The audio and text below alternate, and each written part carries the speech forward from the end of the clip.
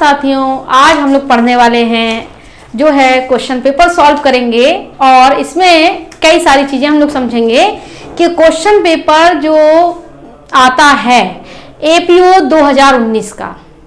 तो आप ये जानिए एपीओ 2019 का जो हम क्वेश्चन पेपर आज देखेंगे उसमें सारे रिपीटेड क्वेश्चन ही आते हैं और हर स्टेट का एपीओ अलग अलग होता है। यानी कि अगर देखिएगा बिहार जुडिशरी का आप देखें तो बिहार के एपीओ के सब्जेक्ट ज्यादा हैं और यूपी के तो बहुत मामूली से हैं, 4 एक्ट आपको केवल पढ़ना है।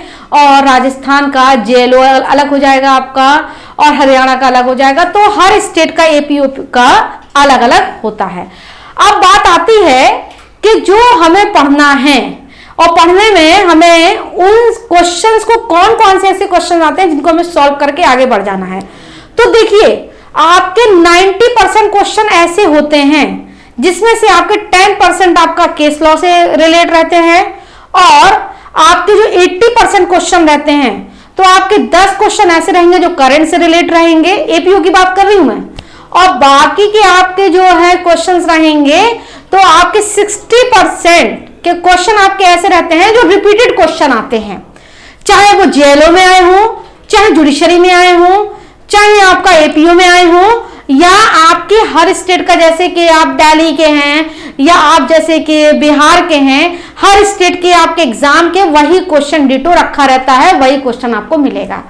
तो जब आप क्वेश्चन पेपर सॉल्व करेंगे तो आपके सारे क्वेश्चन आपके जो आपके रिपीटेड क्वेश्चन रहेंगे वो तो आपके 60% सही होना चाहिए, वो गलत नहीं होना चाहिए। 10% जो आपके क्वेश्चन रहते हैं जिनको कहा जाता है केस लॉ, तो केस लॉ के क्वेश्चन आपके एकदम सही होना चाहिए क्योंकि केस लॉ आपका गड़बड़ नहीं होना चाहिए। जो पुराने केस लॉ हैं जैसे कि प्रिवी काउंसिल के केस हैं, सुप्रीम कोर्ट के केसेस हैं, हाई कोर्ट के केस हैं, तो जो पुराने केसेस हैं जैसे बच्चन सिंह पंजाब राज, मिट्टू सिंह पंजाब, तो ये जो आपके केस लॉ है ये सही होना चाहिए। देवमन उपाध्याय है, काठी कालू है, तो ये क्वेश्चन आपके गलत नहीं होना चाहिए क्योंकि ये प्री के केस है।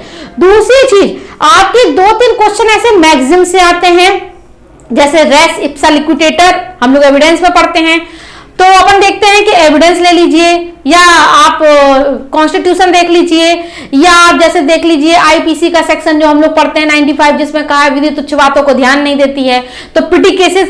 तो ऐसे ही 2-3 मैक्सिम ऐसी हैं जो आपको मैक्सिम बार बार मिलती हैं, वो आपको भी मिल जाती है चाहे एपीओ का एग्जाम हो चाहे कोई भी एग्जाम हो।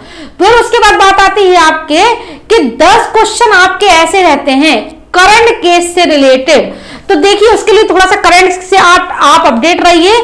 तो जो आप देखते हैं नेट पे सर्च कर लीजिएगा कि सुप्रीम कोर्ट में अभी कौन कौन से ऐसे जजमेंट आए हैं जिसमें अभी मान के चलिए कि जिसमें निर्णय दिए गए, जैसे अभी सबरीमाला मंदिर का निर्णय आया था, जैसे अभी 3 तलाक के मुद्दे पे आया था, जैसे अभी इस समय अयोध्या वाले केस में आया। तो जैसे कि ये जो जजमेंट न्यू आ रहे हैं इनसे आप टच में रहिए। महिलाओं के लिए जजमेंट आते हैं तो कॉन्स्टिट्यूशन से रिलेटेड आईपीसी सीआरपीसी एविडेंस के ये जो क्वेश्चन है इसमें आपके क्वेश्चन इतने सही होना चाहिए कि आपके अगर करंट के 10 क्वेश्चन में से अगर 5 भी ठीक हो जाते हैं तो आप सिलेक्शन में अंदर हैं, लेकिन आपके क्वेश्चन गलत हो जाएंगे तो आप बाहर हो जाएंगे। तो प्री की जो मार्किंग होती है 1-1 नंबर की होती है और 1-1 नंबर के लिए आपको उसमें मेहनत करनी पड़ेगी कि आपके लॉ के जो क्वेश्चन है, ये मैं आपको इस बात के लिए बताती हूँ कि रिपीटेड क्वेश्चन तो आपके गलत होना ही नहीं चाहिए। यानी 60% आपके क्वेश्चन सही होना चाहिए, 10% आपके प्रीवी काउंसिल के केसेस सही होना चाहिए, 10 नंबर का आपको करंट सही होना चाहिए। तो देखिए 60, 70, 80, 90 तो आपका यही हो गया और मेरिट कितनी जा रही है 90, 80 प्लस ही मेरिट जाती है। तो आपका यहां से इतने क्वेश्चन सही होंगे, अगर 5 क्वेश्चन आपके गलत भी हो जाते हैं तो उससे कोई फर्क नहीं पड़ना है क्योंकि आप प्री में सिलेक्ट है। तो प्री में आप महारत हासिल मत करिए, प्री में आप जो क्वेश्चन देखिए कि आपके कौन कौन से क्वेश्चन सही हो रहे हैं, तो आपका 1-1 नंबर की मार्किंग होना चाहिए। 10% क्वेश्चन ऐसे होते हैं जो बाहर के होते हैं, वो आपके ही बस के नहीं, जो लोग एग्जाम देते हैं वो सबके बाहर चले जाते हैं।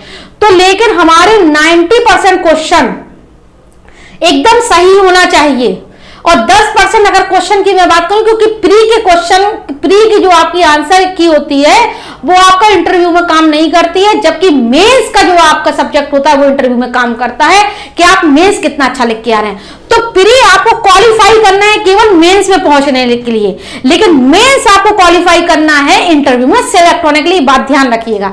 तो देखिए ये क्वेश्चन जो है आपका आईपीसी का है। एक किसान है, वह पर्याप्त भोजन रखने के बावजूद एक भिखारी को कुछ उपलब्ध नहीं करवाता है। वह भिखारी भूख से मर जाता है, इन्हें अपराध किया है। तो आप बताएंगे हत्या, उपेक्षा द्वारा मृत्यु कारित करने का कोई अपराध नहीं किया। तो आपको समझ में आना चाहिए। यहां पर आप देख लेंगे आईपीसी का, यानी कि चैप्टर नंबर 4 अब जब देखेंगे आप, तो यहां पर लिखा होगा आईपीसी का चैप्टर नंबर 4 पे आप चले जाइए। तो चैप्टर नंबर 4 में आप देखेंगे तो आपका देखिए सेक्शन जाता है 76 से लेकर आपका चला जाता है यहां, यानी कि 95 तक एक पार्ट जाता है और 106 तक आपका दूसरा पार्ट चला जाता है। तो जब आप देखेंगे 76, 77, 78, तो यानी कि अगर वो उसने एक किसान पर्याप्त भोजन रखने के बावजूद भी एक भिखारी को कुछ उपलब्ध नहीं कराता है, तो उसने कोई ऑफेंस नहीं कि चाहे वो कराए या ना कराए, मानवता एक होती है कि दे दे भाई, लेकिन जरूरी नहीं है। तो आपका इसका आंसर क्या हो जाएगा, उसने कोई अपराध नहीं किया है। तो जब अगर हम बात करते हैं तो लिखा है एक किसान है, वह पर्याप्त भोजन रखने के बावजूद एक भिखारी को कुछ उपलब्ध नहीं करवाता है, खाने के लिए सब कुछ है फिर भी नहीं कराता है। तो आप इसके लिए क्या देखेंगे, आप इसके लिए चैप्टर नंबर 4 सेक्शन नंबर 76 से 95 में आप देखिएगा, उसमें लिखा हुआ है कि उसने कोई अपराध नहीं किया है, यानी कि इसमें विधि कुछ नहीं कर सकती है। अब दूसरी बात आती है आपका कि जब हम देखते हैं एक पुलिस अधिकारी बी को यातना देता है ताकि बी उत्प्रेरित होकर जुर्म कबूल ले, ए ने भारतीय दंड संहिता की धारा के अधीन अपराध किया है, तो उसने सीधा सीधा अपराध किया है। तो आप क्या बता देंगे, आप बता देंगे यहां सेक्शन नंबर, जब आप बताएंगे यहां पे सेक्शन नंबर क्या हो जाएगा, ये 330, यानी इसका बी आंसर सही हो जाएगा कि अगर कोई पुलिस अधिकारी है और क्या कर रहा है, किसी से जबरदस्ती कन्फेशन कराता है, तो हम लोग पढ़ के आए इंडियन एविडेंस एक्ट में कन्फेशन, तो यहां पे अगर ये ऐसा कर रहा है, जबरदस्ती यातना देता है और कोई पुलिस अधिकारी रहते हुए किसी को अगर गलत काम करने के लिए कहता है और यातना देता है, तो उसने धारा 330 आईपीसी के अंदर अपराध कर दिया। तो आपका ये आंसर सही हो जाएगा। 330 में लिखा हुआ है कि अगर पुलिस अधिकारी किसी से जबरदस्ती कन्फेशन कराता है, जोर जबरदस्ती करके, तो पुलिस द्वारा किया गया कन्फेशन, पुलिस के सामने किया गया कन्फेशन एक्सेप्ट नहीं किया जाता जब तक कि वो धारा 164 के सीआरपीसी के अनुसार मजिस्ट्रेट के समक्ष सामने ना किया गया हो। तो आपका इसका आंसर बी हो जाएगा। फिर उसके बाद आप आ जाइए, यानी कि अपराध जो केवल जुर्माने से दंडनीय है और फिर जुर्माना ना देने पर कारावास हो सकेगा। तो आप इसमें जब ये चीज बताएंगे कि जुर्माना देने से दंडनीय अपराध जो होता है, तो आपको ये बात ध्यान देना चाहिए कि इसमें जो आप पढ़ते हैं आईपीसी का, तो देखिएगा अपराध जो केवल जुर्माने से दंडनीय और फिर जुर्माना ना देने पर कारावास हो सकेगा। तो आपको एक बात यहां ध्यान में आ जाना चाहिए कि जब हम देखेंगे कि एक तो होता है, जब आप बात करेंगे यहां पर चैप्टर नंबर आपने 3 पढ़ा होगा जिसमें पनिशमेंट की बात की गई है, जो कि पनिशमेंट आपका चला जाता है, तो उसमें आप देखेंगे सेक्शन नंबर 53, 54, 55, 56, यहां से जो आपका चैप्टर चला जाता है जिसको कहा जाता है दंड के विषय में, यहां दंड के विषय की बात कर रहा है। तो अपराध जो केवल जुर्माने से दंडनीय और फिर जुर्माना ना देने पर कारावास हो सकेगा, तो कौन सा होगा, साधारण होगा, कठोर होगा। भाई अगर उसने फाइन पे कर दिया है, फाइन दे दिया है, तो सीधी सी बात है ये साधारण होगा, सिंपल कारावास दिया जाएगा। अगर उसने दे दिया है जुर्माना तो साधारण होगा, यानी कठोर पनिशमेंट नहीं दिया जाएगा। तो हम जब देखते हैं सेक्शन नंबर 53, ध्यान दीजिएगा, आपका जो दंड वाला चैप्टर है, चैप्टर नंबर 3 जो आपका चला जाता है सेक्शन नंबर 53 से, क्योंकि 52 तक तो आपका वही आ जाता है सद्भाव पूर्वक, और 53 से आपका पनिशमेंट वाला चैप्टर आ जाता है। तो यहां भी आप देख लेंगे और ये चला जाता है 75 तक, यानी कि सेक्शन नंबर 75 तक ये पनिशमेंट की बात में आ जाता है। तो अब बात आती है आपकी, जब हम बात करते हैं कि क्वेश्चन नंबर देखिए, पूर्व दोष सिद्धि आ गई ना बात, पूर्व दोष सिद्धि के लिए भारतीय दंड संहिता की धारा के अधीन वर्धित दंड है। तो आपको ध्यान देने वाली योग बात है ये कि जब अगर हम बात करते हैं किस बात की, कि जब देखते हैं, जब हमने अभी बताया आपको चैप्टर नंबर, यहां देख लीजिए चैप्टर नंबर, अगर हम बात करते हैं किस बात के लिए, कि जब चैप्टर नंबर अगर हम देखेंगे यहाँ पे 3, वही बात बताया ना, सेक्शन नंबर हम देखते हैं 53 से लेके 75, तो पूर्व दोष सिद्धि की अगर हम बात करेंगे तो आपका आंसर हो जाएगा यानी 75। और जब आप बात करते हैं जब आप बात करते हैं, थोड़ा सा टिक गलत हो रहा था, अपराध जो केवल जुर्माने से दंडनीय है और फिर जुर्माना ना देने पर कारावास हो सकेगा। तो ध्यान दीजिएगा इस बात के लिए कि ये साधारण यानी सिंपल होगा। और उसके बाद पूर्व दोष सिद्धि से भारतीय दंड संहिता की किस धारा में, तो ये जो आपका अपराध जो केवल जुर्माने से दंडनीय है, ये भी चैप्टर नंबर 3 में चला जाएगा। और आप पूर्व दोष सिद्धि वाला पढ़ेंगे तो ये आपका सेक्शन नंबर 75 यानी आपका ये आंसर सही हो जाएगा, क्योंकि पूर्व दोष सिद्धि की जो बात की गई है प्रीवियस कन्वेक्शन, वो सेक्शन नंबर 75 आईपीसी में बात कही गई है। अब बात आती है आपकी, यानी कि भारतीय दंड संहिता के अधीन व्यापरण कितने प्रकार का होता है, तो आप सीधी सी बात बता देंगे, किडनैपिंग देन एब्डक्शन की अगर आप बात बताएंगे तो किडनैपिंग एब्डक्शन 2 प्रकार का होता है। सीधी सी आप बात बता देंगे कि ये कितने प्रकार का हो रहा है, ये 2 प्रकार का हो रहा है। यानी एक होता है भारत में रहते हुए व्यापरण, एक होता है भारत से बाहर। तो सीधा सीधा आप बताएंगे किडनैपिंग और एब्डक्शन क्या होता है, तो ये समझ लीजिए। किडनैपिंग आप साधारण भाषा में बोलचाल में समझते हैं कि जब कोई किसी व्यक्ति को जिसकी उम्र कम है, अगर लड़की है तो 18 साल और उससे कम, और अगर लड़का है तो 16 से, यही लिखा है, इससे कम की उम्र में होता है और ले जाता है, बहका के ले जाता है विदाउट कंसेंट, इसका मतलब वो किडनैपिंग कर देता है। तो किडनैपिंग एंड एब्डक्शन दोनों में अंतर होता है, ये हम आपको मेन टॉपिक में पढ़ाएंगे कि किडनैपिंग और एब्डक्शन क्या होता है। लेकिन इसका आंसर क्या हो जाएगा, 2 प्रकार का, एक भारत में रहते हुए, भारत से बाहर। अब बात आती है आपकी नेक्स्ट क्वेश्चन की। ये विश्वास कराने के आशय से कि जेड ने बी की घड़ी चुराई है, जेड का एक चित्र खींचता है जिसमें वह बी की घड़ी लेकर भाग रहा है। यहाँ ए ने अपराध किया। देखिए सीधा सीधा आंसर है, आपको कुछ नहीं करना है इसमें, सीधा सीधा क्या आ जाएगा, ये आपका आ जाएगा यहाँ पे डिफामेशन, मानहानि। क्योंकि मानहानि का अपराध आप पढ़ेंगे सेक्शन नंबर, जहां आप देखेंगे यहाँ पे 499 में सीधा सीधा लिखा हुआ है कि मानहानि क्या होती है, तो आप बता देंगे सेक्शन नंबर 499 में ये डिफामेशन हो जाएगा। क्योंकि क्या कर रहा है वो, उसके लिए जो है प्रतिष्ठा उसकी खराब कर रहा है। तो लिखा है यह विश्वास करने के आशय से कि जेड ने बी की घड़ी चुराई है, जेड का एक चित्र खींच देता है। यहां उसने एक चित्र बना दिया है ऐसे ऐसे करके कि घड़ी लेके भाग रहा है, और ये घड़ी लेके भाग रहा है, इसका मतलब ये क्या कर रहा है, उसका डिफामेशन कर रहा है कि उसकी घड़ी चोरी करके भाग रहा है, इससे उसकी ख्याति खराब हो जाए। तो ये बात आ जाएगी आपकी, ये सीधा सीधा सेक्शन हो जाएगा कि आपका 499 जिसमें दिया है, जो कोई व्यक्ति किसी व्यक्ति की प्रतिष्ठा गिराने के इरादे, देखिए इरादा आया है, गिराने के इरादे से क्या करता है, उसकी प्रतिष्ठा को आघात पहुंचाता है, उसकी बाहरी रूप में प्रतिष्ठा खराब कर देता है, उसमें क्या किया है, अपराध किया है। जैसे ए बी को अगर घर के अंदर गाली दे रहा है, उसने कोई अपराध नहीं किया, लेकिन वही चीज अगर पब्लिक में करता है जिससे उसकी ख्याति गिर जाए, वो क्या हो जाएगा, डिफामेशन। और डिफामेशन भी जब हम पढ़ेंगे तो इसमें हम 10 अपवाद आपको बताएंगे कि डिफामेशन में क्या क्या शामिल नहीं होता है। तो 499 देखेंगे, लेकिन अभी आपको पूरा नहीं बताऊंगी क्योंकि इसके लिए आप हमारे पास क्लास ज्वाइन करिए। तो जहां पर चीजें देखने वाली होती है वहां मैं समझाती जाऊंगी, लेकिन आप लोग सोचते हैं मैम भी मेहनत कर रही है, तो आप भी मेहनत करिए, थोड़ा सा ऑनलाइन क्लास ज्वाइन करिए और इस पेड ग्रुप में शामिल हो जाइए, जिससे हम और आने वाले क्वेश्चन आपको बता दे रहे हैं।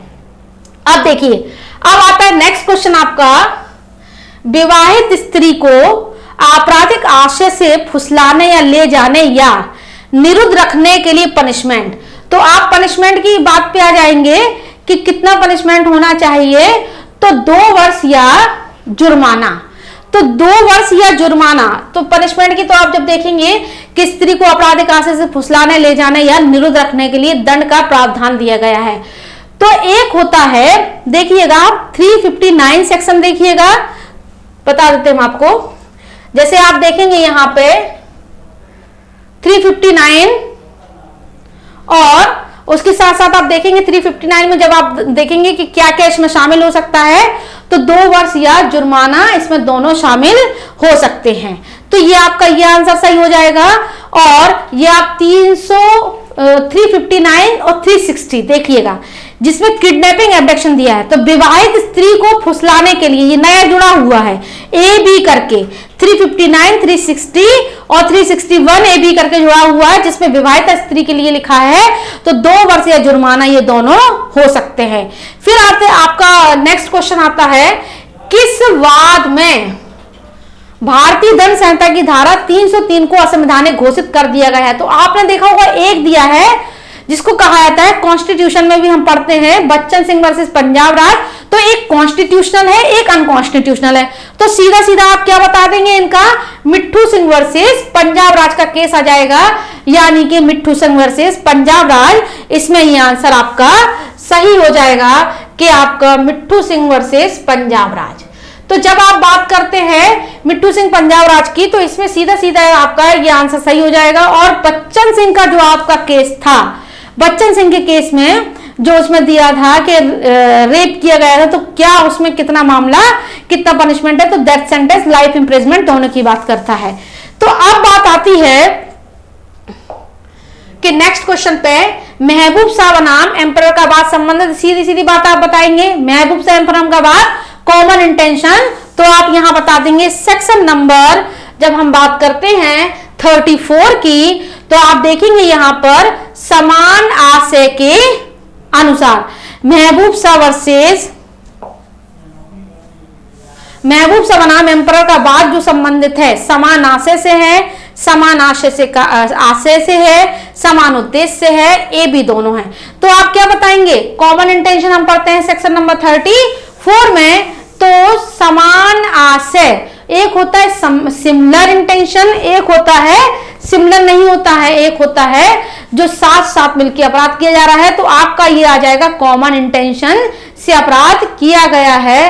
तो इसका आ जाएगा आपका 9 का, यानी कि समान आशय से किया गया कार्य। तो देखिए ये क्वेश्चन थोड़ा सा आपका गलत हो रहा है। तो एक समान आशय भी हो सकता है, समान आशय से हो सकता है, लेकिन आपका 9 वाला जो क्वेश्चन रहेगा वो क्या रह जाएगा, समान आशय। ये आपका आंसर सही हो जाएगा। अब बात आती है तुच्छ अपहानि कारित करने वाला कार्य हो सकता है, एक अपराध हो सकता है, अपराध नहीं हो सकता है। तो यहाँ पे आप देख लेंगे सेक्शन नंबर 95, ध्यान दीजिएगा आईपीसी में तो लिखा हुआ है कि कोई भी व्यक्ति अगर छोटा काम करता है, कोई अपराध करता, तो अपराध नहीं होगा। भाई अपराध तो सब है, लेकिन नहीं हुआ क्योंकि वो छोटा, इतना विधि की दृष्टि में छोटा है कि वो अपराध नहीं है। तो ये आपका हो जाएगा, जैसे एक व्यक्ति भूखा है और दूसरा व्यक्ति बिस्किट खा रहा है, उसे छीन के बिस्किट खा लेता है, तो वहां उसने कोई अपराध नहीं किया है। तो विधि तुच्छ बातों पे ध्यान नहीं देती है, तो इसमें अपराध नहीं है। यदि वह इतनी तुच्छ है कि मामूली समझ और स्वभाव वाला कोई व्यक्ति शिकायत करे, तो आपका ये आंसर इसका सी हो सही होने जा रहा है। अब बात आती है आपकी, तो आपका ये आंसर सी सही हो जाएगा। अब बात आती है आपकी नेक्स्ट क्वेश्चन, ए सी की हत्या करने के लिए बी को उकसाता है, बी वैसा करने से इनकार कर देता है। यहाँ ए दोषी है केवल बी का दुष्प्रेत करने के लिए, हत्या करने के लिए, बी को दुष्प्रेत करने के लिए, हत्या करने के लिए, इनमें से कोई नहीं। तो आप गैस करिए, क्योंकि हम लोग पढ़ते हैं अवेटमेंट, सेक्शन नंबर 107, 108, ध्यान दीजिएगा कि अवेटमेंट कितने तरीके का होता है। तो आप ये बताएंगे कि आपका जो अवेटमेंट है वो अवेटमेंट कितने तरीके से होगा, ये आप देख लेंगे। तो अगर ए सी की हत्या करने से, ए सी की हत्या करने के लिए बी को उकसाता है, बी वैसा करने से इनकार कर देता है। यहाँ ए दोषी है केवल बी को दुष्प्रेत करने के लिए, हत्या करने के लिए, बी को दुष्प्रेत करने के लिए, हत्या के लिए, इनमें से कोई नहीं। तो आपका यहाँ आंसर आ जाएगा, यानी हत्या करने के लिए बी को दुष्प्रेरित करने का इसका आंसर सही होने वाला है आपका कौन सा, यानी बी आंसर आपका सही हो जाएगा। तो आप इस बात को ध्यान दीजिएगा, सेक्शन नंबर 107, 108 आईपीसी। तो आप इस बात को ध्यान दीजिए कि जो आईपीसी हम लोग पढ़ते हैं अवेटमेंट, तो अवेटमेंट 3 तरीके से होता है। सेक्शन नंबर 107 जिसको कहा जाता है दुष्प्रेरित करने का इरादा जो है, तो अवेटमेंट करना किसी को उकसाना। तो कैसे कैसे उकसा सकता है, एक तो उकसा सकता है कैसे जानबूझकर उकसा रहा है कि ए बी की हत्या कर दे। तो यहां पर अगर बात करता है तो तीन बातें यहां ध्यान देने वाली बात होती है कि किस तरीके से उकसाएगा। तीन तरीके से उकसाएगा, चाहे वो सहायता करके उकसाए, चाहे वो जो है इंस्टिगेट कर रहा है कहकर उकसाए। तो उकसाना, सहायता करना, यहाँ पे आपको तीन बातें मिल जाएंगी। तो सेक्शन नंबर 107 आपका यहाँ क्लियर हो जाएगा। अब बात आती है आपकी हेल्प कर रहा है, सहायता कर रहा है, इसको हम आगे और भी पढ़ेंगे, ऊमी वर्सेस का केस भी पढ़ लेंगे। अब इसके साथ साथ आ जाएगा आपकी प्रकृति के विरुद्ध अपराध, यानी कि प्रकृति के विरुद्ध अपराध संभव नहीं है। तो आपका ये आ जाएगा प्रकृति के विरुद्ध अपराध संभव नहीं है पुरुष द्वारा, स्त्री द्वारा, जीव जंतु के साथ। तो आप यहां देख रहे हैं, यानी कि आप जब देखेंगे यहां पे दिया हुआ है, यहां पे दिए प्रकृति विरुद्ध अपराध संभव नहीं है। तो नहीं का वर्ड आप ध्यान दीजिएगा, ये नहीं है तो पुरुष द्वारा अपराध हो रहा है, स्त्री द्वारा हो रहा है, लेकिन किसके द्वारा नहीं हो रहा? जीव जंतु के साथ, क्योंकि आईपीसी इस पे लागू नहीं होती है और जीव जंतु के साथ अपराध करता है तो यहां ये शामिल नहीं होगा। फिर आ जाती है आपकी बात सेक्शन नंबर एक, भूधारा के ये जानते हुए कि उसकी भू संपदा की सीमाओं में एक हत्या की गई है, उस जिले के मजिस्ट्रेट को जानबूझकर ये मिथ्या इत्तला देता है कि मृत्यु सांप के काटने के परिणाम स्वरूप हुई है, एक किस धारा के अधीन दोषी है।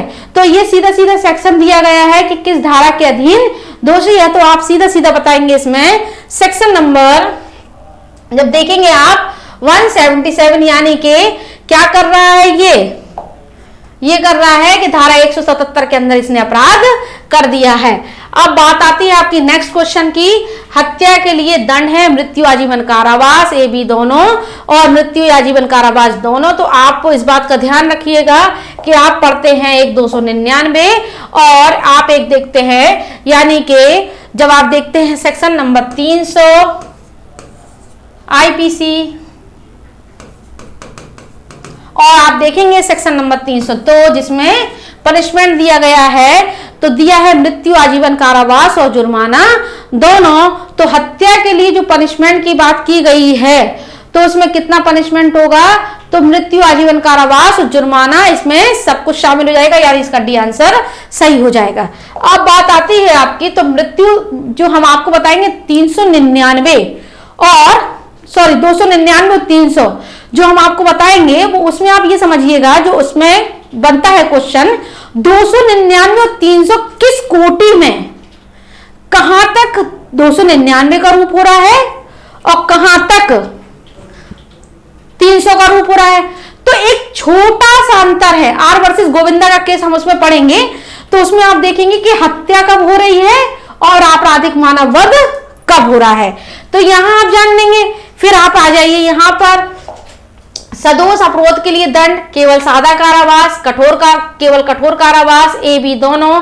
तो आप सदोष अपरोध और सदोष परविरोध पढ़ते हैं 320, जब आप पढ़ते हैं 339, 339 और 40। तो अवरोध किसी चीज को रोक देना, उसको आगे बढ़ने नहीं देना। जैसे मैं इलाहाबाद जाना चाहती हूं, मैं दिल्ली जाना चाहती हूं और आपने मुझे जाने से रोक दिया, तो एक घर में अंदर बंद कर देना, एक मुझे बाहर बंद कर देना। तो मैं जहां जाना चाहती हूं उस जगह से मुझे रोक देना। तो सदोष परिरोध सदोष अवरोध में जुड़ा होता है, एक दूसरे के पूरक है। इसी तरीके हम व्यापरण अपहरण पढ़ते हैं, तो सदोष परिरोध एक दूसरे से जुड़े हुए, इसको कहा जाता है रॉन्गफुल कन्फाइनमेंट, यानी कि जब अगर हम जुड़े हुए हैं तो हम इसको, हमें कैसे रोका जा रहा है, हम जहां जाना चाहते हैं हमको वहां से जाने से रोक दिया जाए। तो सेक्शन नंबर जब आप इसका देखेंगे, सेक्शन नंबर देखेंगे आप, ये सेक्शन नंबर 339 और 340 ये आपका आ जाता है आईपीसी में। तो किसी जगह से रोक देना, तो उसकी डेफिनेशन में आप देखेंगे कि एक जगह से जाने से रोक रहा है, एक कहीं बाहर जाने से रोक रहा है, यानी घर के बाहर ही आपने 2-4 लोगों को बैठा दिया कि इसको कहीं निकलने नहीं दिया जाएगा। एक वो रोकना होता है और एक होता है कि आप जहां जाना चाहते हैं वहां से रोकना होता है। तो क्वेश्चन पूछ रहा है सदोष अवरोध के लिए दंड है केवल सादा कारावास, केवल कठोर कारावास, ए बी दोनों। तो जब आप देखेंगे इसमें क्या होगा, सीधा सीधा केवल सादा कारावास होगा, यानी कि आपका जो आंसर होने वाला सही है वो आपका कौन सा आंसर होगा, आपका ये आंसर हो जाएगा केवल सादा कारावास। अब बात आती है नेक्स्ट क्वेश्चन की कि जब आप देखते हैं नीचे दिए गए कथनों का अवलोकन कीजिए तथा सही उत्तर पर चिन्ह लगाइए। तो अपकृत तथा अपराध, ध्यान दीजिएगा, अपकृत तथा अपराध ना तो बिल्कुल भिन्न और ना बिल्कुल समान है। हत्या पूर्णतः अपराध है, ठीक है, बिल्कुल सही है। बिना आशय से अतिचार केवल अपकृत अपराध है। तो एक हम देखते हैं लॉ ऑफ टॉर्ट की भाषा देखें तो आईपीसी टॉर्ट से जुड़ी होती है, ये आप जानते हैं। तो अगर आप बात करेंगे लॉ ऑफ टॉर्ट की तो क्या होगा, अपकृत एक तरीके से क्या है, एक स्ट्रिक्ट लायबिलिटी। तो एक तरीके से आधा आईपीसी होता है, आधा टॉर्ट होता है। तो क्वेश्चन पूछा है नीचे दिए कथनों का अवलोकन कीजिए तथा सही उत्तर पर चिन्ह लगाइए। अपकृत तथा अपराध ना तो बिल्कुल भिन्न और ना बिल्कुल समान है। हत्या पूर्णतः अपराध है, बिना आशय के अतिचार केवल अपकृत है। तो क्रिमिनल इंटिमिडेशन एक चीज हम पढ़ते हैं और एक चीज पढ़ते हैं कि एक तरीके से कोई अपराध हो रहा है, हत्या। तो इसमें आप बता देंगे सभी कथन चारों ही ये सही हैं, यानी अपकृत तथा ना तो अपराध है और भिन्न और ना ही समान है। तो या तो भिन्न हो सकता है या समान हो सकता है, बराबर। उसके बाद हत्या पूर्णतः अपराध है, बिल्कुल सही है। बिना आशय के अतिचार केवल अपकृत है, वो भी सही है। तो इसका आंसर हो जाएगा हमारा क्या, इसका आंसर हो जाएगा सभी कथन सत्य है। तो ये बात आपको यहां मिल जाएगी, सभी कथन सत्य है, तो ये आपका आंसर यहां सही हो जाता। फिर नेक्स्ट क्वेश्चन में आप देखिए क्वेश्चन नंबर 17, भारतीय दंड संहिता की धारा 34 समान आशय शब्द को परिभाषित करती है। इसके अनुसार निम्नलिखित में से कौन सा एक तत्व आवश्यक तत्व नहीं है। किसी के द्वारा आपराधिक कार्य किया गया होना चाहिए, कथित कार्य कई व्यक्तियों द्वारा किया होना चाहिए, कार्य की योजना एवं उसे कार्यान्वित करने के आशय से सभी समान हो, सभी को समान लाभ प्राप्त होना चाहिए। तो सीधी सीधी बात है, तो इसका मतलब कॉमन इंटेंशन में जो व्यक्ति हैं तो सबको समान लाभ मिलना चाहिए। तो ये हम देख लेते हैं सेक्शन नंबर 34 आईपीसी। तो अगर हम आईपीसी की बात करते हैं तो आईपीसी में सीधा हम देख लेंगे, जब हम बात करते हैं 34 की कॉमन इंटेंशन, तो कॉमन इंटेंशन कहता होता है act by done several person, यानी कि सबका एक साथ समाहित होना। जब कोई व्यक्ति कॉमन इंटेंशन से अपने कार्य को अग्रसर करने के लिए, चाहे वो एक हो चाहे दो हो, कोई भी हो सकते हैं, यानी कि कॉमन इंटेंशन से कार्य करते, तो धारा 34 यहां काम कर जाती है। और इसके टेस्ट में हम साथ साथ पढ़ते हैं 149, 149 यानी कॉमन ऑब्जेक्ट। तो कॉमन इंटेंशन, कॉमन ऑब्जेक्ट का मैं आपको एक अलग वीडियो देंगे हम, और उसमें आपको दोनों चीजें यहां मिलेंगी कि आपको प्री मेंस इंटरव्यू में यहां काम आने वाली चीज है। अब बात आती है आपकी नेक्स्ट क्वेश्चन पे, जहां पे आपका लिखा है इलेक्ट्रॉनिक दस्तावेज। जब आप देखेंगे इलेक्ट्रॉनिक दस्तावेजों के साक्ष्य के रूप में प्रमाणित एवं स्वीकार करने हेतु प्रावधान साक्ष्य अधिनियम द्वारा किसमें दिया गया है, तो आप सीधा बताएंगे इलेक्ट्रॉनिक जो आया है, तो सीधा सीधा आप बताएंगे सूचना का अधिकार जिसको कहा जाता 2005। तो आप बता देंगे जितनी भी इलेक्ट्रॉनिक फॉर्म में चीजें आई हैं, तो आप यहां बता देंगे कि भारतीय सूचना अधिनियम, साक्ष्य संशोधन अधिनियम 1989, सूचना प्रौद्योगिकी अधिनियम 2000, सूचना का अधिकार अधिनियम 2005 और दंड प्रक्रिया संहिता। तो आप देखिएगा इसमें कई सारे अमेंडमेंट किए गए हैं, जिसमें सूचना का अधिकार भी दिया गया है। तो सूचना का अधिकार आप पढ़ते हैं, उसके लिए एक अलग एक्ट है और ये आपको आरजेएस में भी मिलने वाला है। तो आपका ये आंसर जो सही हो जाएगा वो आपका आंसर सही कौन सा होने वाला है, यानी सूचना अधिनियम 2005। तो इसका आंसर आपका सी सही हो जाएगा। अब बात आती है आपकी नेक्स्ट क्वेश्चन में, निम्न में से किन तथ्यों का साक्ष्य दिया जा सकेगा। तो हम आपको पढ़ा के चाहे relevancy fact then fact and issue, तो आपको ध्यान में आ जाना चाहिए। यहां पे आप देखेंगे सेक्शन नंबर 5 जब हमने पढ़ा था कि रिलेवेंसी फैक्ट और फैक्ट एंड इशू का ही एविडेंस दिया जा सकता है, किसी और का नहीं। तो जब आप बात करते हैं जो विवादक तथ्य हैं, जो सुसंगत तथ्य हैं, दोनों हैं, उनमें से कोई नहीं। तो आपको ये बात ध्यान में आ जाना चाहिए कि जो विवादक तथ्य और सुसंगत तथ्य हैं, यानी इसका आंसर आपका क्या होने वाला है, निम्न में से किन तथ्यों का साक्ष्य दिया जा सकेगा, तो आपका आंसर सी हो जाएगा, क्योंकि relevancy fact then factor issue हम पढ़ के आए हैं। इसको टच कर लीजिए, सेक्शन नंबर 5 एविडेंस एक्ट। तो सेक्शन नंबर 5 में हमने बताया था, सेक्शन नंबर 5 सीधा सीधा बताता है कि रिलेवेंसी फैक्ट और फैक्टर इशू का ही हमें एविडेंस लेंगे और किसी का नहीं लेंगे, और इसी को कहा जाता है एविडेंस का बैकबोन। तो रीढ़ की हड्डी कहा जाने वाला, इसके दो तरीके से घुमा के क्वेश्चन पूछा जाता है, रीढ़ की हड्डी कहा जाने वाला सेक्शन कौन सा है, तो आप बताएंगे section number 5 Indian evidence act, और रिलेवेंसी फैक्ट और फैक्टर इशू का ही एविडेंस दिया जाएगा, किसी और का नहीं दिया जाएगा।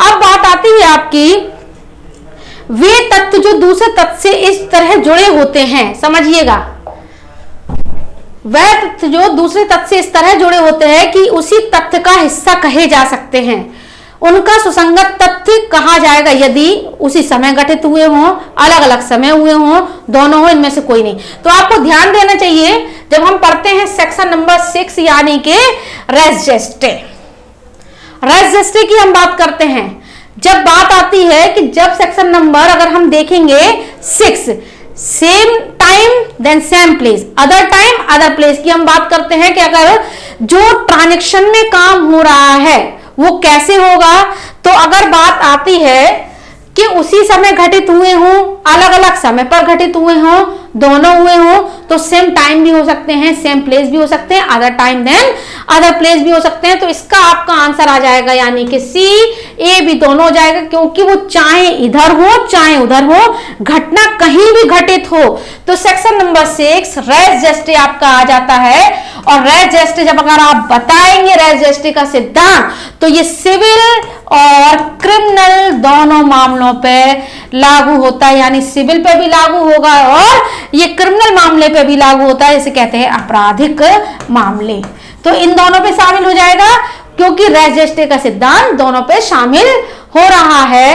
तो ये एक तरीके से आपको कई सारे यहाँ क्वेश्चन मिल जाएंगे। अब बात आती है आपकी, जब अगर हम बात करते हैं